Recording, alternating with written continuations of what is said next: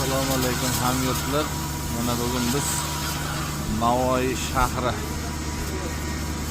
Qiziltepa tumanidamiz. 10 talik plotni sepyapmiz. 10 plus bilan. Do'stimiz Oybek ijodda.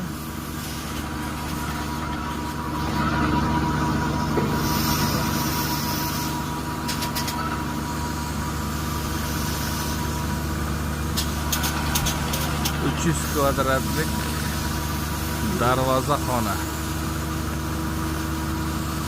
Endi bu yog'i 1800 kvadrat sekin ketaveradi.